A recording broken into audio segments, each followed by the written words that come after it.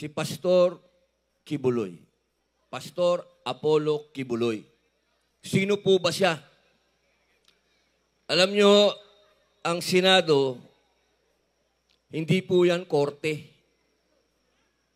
Hindi po kami ang naatasan ng Republika para magsabi kung sino po ang may kasalanan at walang kasalanan.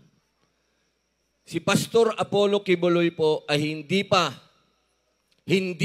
napapatunayan ng korte na nagkasala. Kaya sana po, ang pakiusap ko po sa ating mga kababayan na huwag po tayong maghusga. Huwag po tayong maging hukom. Huwag po tayong magpanggap na tayo'y mga hukom. Sapagkat malinaw naman po sa lahat ang nangyari kay Pastor. Si Pastor ang pinakamatalik na kaibigan ng ating dating Pangulong Rodrigo Roa Duterte. Yan po ang nagtanggol sa mga Duterte. Ang nag-iisang tumayo para sa mga Duterte. Binibili yan ng pera, ng salapi, ng kayamanan, pero hindi po niya tinalikuran si Rodrigo Roa Duterte. Ano po ba ang gusto kong sabihin?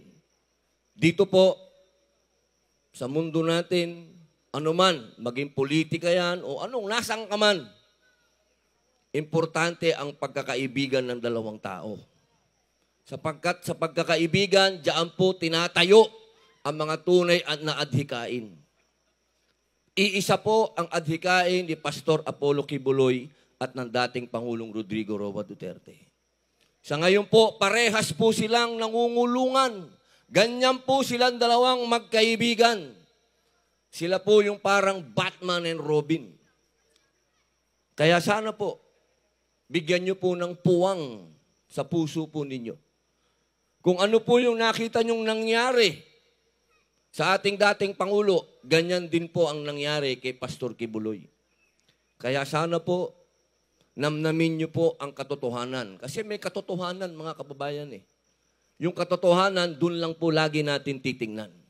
Kaya sana po, huwag pong mawala sa inyong balota, Pastor Apollo Kibuloy.